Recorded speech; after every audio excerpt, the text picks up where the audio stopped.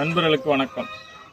இப்போ நான் சொல்ல போகிற கருத்து உங்களுக்கு நிறைய பேர்த்துக்கு உடன்பாடு இல்லாமல் இருக்கலாம், இல்லை ஒரு சில பேர்த்துக்கு சரின்னு தோணலாம்.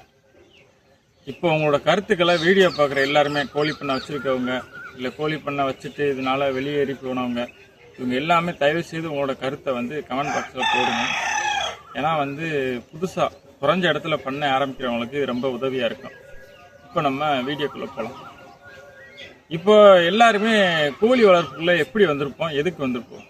நான் எதுக்கு வந்தேன் அப்படின்றத நான் சொல்கிறேன். கோழி வளர்ப்புக்குள்ள நான் எதுக்கு வந்தேன் அப்படின்னா, கோழியில் வேலையே கிடையாது. ஒரு 10 கோழி இருந்துச்சுன்னா ஒரு 6 மாதத்தில் அது எப்படி ஒரு 100 கோழி ஆயிரும். அப்படி தான் நம்மளும் பார்த்துருப்போம். வீட்டில் என்ன பார்த்துருப்போம், வீட்டில் என்ன பண்ணியிருப்பாங்க, வீட்டில் வளர்க்குற கோழியெல்லாம் காலைல திறந்து விடுவோம், ஒரு அரிசி ஏதோ போடும், அது கரளிக்குள்ளே போகும், மறுபடியும் வீட்டுக்கு அடைஞ்சிரும். அப்போ இது ரொம்ப ஈஸியாக இருக்கே. ஆனால் வீட்டில் இருக்கிற ஆடு மாடுனே நம்ம ஏன் ஆடு மாடுக்குள்ளே போகல அப்படின்னா, ஆடு பத்திட்டு போவாங்க, சாயந்தரம் தான் கொண்டு அடைப்பாங்க. அப்போ இது ரொம்ப வேலையாக இருக்கும். கோழி தான் ஈஸியாக இருக்குது, திறந்து விட்டால் அது வாட்டுக்கு போகும், அது வாட்டுக்கு அடைஞ்சிரும். அப்போ நமக்கு குஞ்சுகள் நிறையா மாதம் முட்டை போடும், குஞ்சுகள் நிறையா பொரிக்கும். அப்போ ஒரு குறைவான முதலீடும் குறைவு, நல்ல வருமானம் வரும், நமக்கு வேலை கம்மி அப்படின்னு நினச்சி இந்த கோழி பண்ணைக்குள்ள நான் வந்தேன். ஆனால் பார்க்கும்போது தான் எனக்கு ஒரு விஷயம் என்ன தெரிஞ்சு அப்படின்னா, இந்த கொத்திக்கிற பிரச்சனையே நான் பண்ணை ஆரம்பிக்கும் போது தான் நானே தெரிஞ்சுக்கிட்டேன். அப்புறம் வீட்டில் வளர்க்குற மாதிரி நம்ம பண்ணையில் முறை கிடையாது. கோழி வளர்ப்பில் நம்ம பக்கத்து வீட்டுக்காரங்க வளர்க்குற மாதிரி பண்ணையில் வளர்த்தா அப்படின்னா நம்ம கோழி என்ன ஆகும்னு எனக்கே தெரியல. அப்போ இதுக்கு தீவனம் நிறையா பிரச்சனைகள் வருது, நிறையா தீவனங்கள் எல்லாமே தேவைப்படுது. அடுத்து ஒரு முக்கியமான கருத்து என்ன அப்படின்னா, நான் என்னோட வாழ்க்கையில் நான் பார்த்தது ரீசனாக நான் ஒரு 6 மாதத்துக்கு முன்னாடி ஒரு 3 ஆடு வாங்கியிருந்தேன். செம்பரி ஆடு தான் வாங்கியிருந்தேன், கிடா குட்டியாக வாங்கியிருந்தேன். அதை வாங்கி நார்மலாக அந்த வயல் பக்கத்தில் கட்டி போட்டிருந்தேன். அப்புறம் கம்பெனி தீவனம் குச்சி பின்னாக்கு வாங்கி வச்சு நல்லா விரும்பி சாப்பிடுச்சு.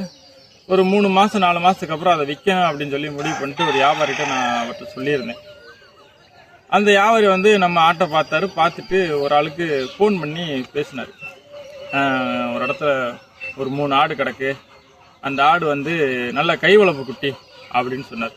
இந்த வார்த்தையை நல்லா நீங்கள் பார்த்துக்கங்க, கை வளர்ப்பு குட்டி அப்படின்னு சொன்னார். இப்போ இந்த ஆட்டில் கை வளர்ப்பு குட்டி அப்படின்னு அவர் சொன்னார்னு பார்த்தோம் அப்படின்னா, இப்போ வியாபாரிகள் ஆடை வாங்கும்போது இப்போ ஒரு ஆள் கட்டி போட்டு வளர்த்துருக்காங்க அப்படின்னா, அந்த என்ன பண்ணியிருப்பாங்கன்னா, ஒரு புண்ணாக்கு தண்ணி வச்சுருப்பாங்க, நீச்சல் தண்ணி வச்சுருப்பாங்க. அப்படின்னும் போது அந்த குட்டி நல்ல கொழுப்பு அதிகமாக இருக்கும். அவங்க மதித்த எடை அந்த குட்டியில் ஒரு குட்டியை பார்க்குறாங்க அப்படின்னா, அந்த குட்டி ஒரு 10 கிலோ விழுகுது அப்படின்னா, அவங்க அறுக்கும்போது அவங்க மதிப்பு குறையாது. 10 கிலோனா 10 கிலோ விழுகும், இல்லைன்னா கூட விழுகும்.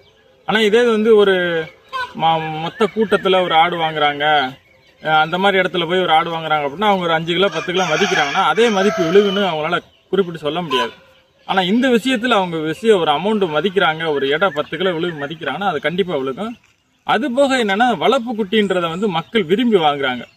அப்படியே நம்ம இந்த கோழிக்கு வருவோம். நீங்கள் குறைவான இடத்துல கோழி வளர்க்குறீங்க, அந்த கோழியை ஒரு வியாபாரி பார்க்குறாரு, இல்லை வியாபாரி நீங்கள் சொல்கிறீங்க, இந்த மாதிரி நான் ஒரு குறைவான இடத்துல ஒரு 3 சென்டில் நான் கோழி வளர்க்குறேன், என்னோட கோழியில் நீங்கள் பாருங்கள் அப்படின்னு சொல்கிறோம்.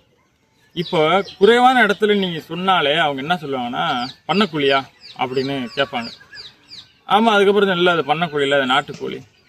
ஏன் அப்படி நான் சொல்கிறேன் அப்படின்னா, இப்போ வியாபாரிக்காக இருந்தாலும் சரி, மக்களாக இருந்தாலும் சரி, நீங்கள் ஒரு குறைவான இடத்துல கோழி வளர்க்குறீங்க அப்படின்னாலே அந்த கோழியை கண்ணை மூடி அவங்க என்ன சொல்கிறாங்கன்னா, பண்ணக்கோழியா அப்படின்ற ஒரு வார்த்தைக்கு வந்துடுறாங்க. அப்போ கோழி எப்படி இருக்கணும் அப்படின்னு மக்கள் விரும்புகிறாங்க அப்படின்னா, கோழிகள் ஃப்ரீ ரேஞ்சில் இருக்கணும். அது நீங்கள் கட்டி போட்டு தீவனம் போட்டீங்க அப்படின்னா வெயிட்டு கூடும், வெயிட்டு கூடாது, அதெல்லாம் அதுக்கு அடுத்த கட்டம். அவங்க அந்த கட்டத்துக்குள்ள எப்படி வந்துடுறாங்க அப்படின்னா, பண்ணக்கோழியான்ற ஒரு கேள்விக்கு வந்துடுறாங்க. அப்போ கோழியை எந்த மாதிரி கோழியை மக்கள் வாங்க விருப்பப்படுறாங்க, வீட்டில் அறுக்க விருப்பப்படுறாங்க அப்படின்னா, நல்ல காலையில் திறந்து விட்டால் எங்கேனாலும் போகணும், அது விருப்பப்பட்ட இடத்துக்கெல்லாம் போகணும், போயிட்டு நைட்டு அடையணும். அந்த மாதிரி இருக்க கோழியை தான் வியாபாரி விரும்புகிறாங்க, மக்களும் வாங்க விரும்புகிறாங்க. ஆனால் ஆட்டில் எப்படி விரும்புகிறாங்க அப்படின்னா, ஒரு இடத்துக்குள்ள நீங்கள் குறிப்பிட்ட இடத்துக்குள்ள வளர்த்து விற்றீங்க அப்படின்னா இதை வளர்ப்பு குட்டின்னு சொல்கிறாங்க. அதே கோழியை நம்ம ஒரு குறிப்பிட்ட இடத்துல வச்சு விழுத்தோம் அப்படின்னா அதை பண்ணக்கோழி அப்படின்னு சொல்கிறாங்க.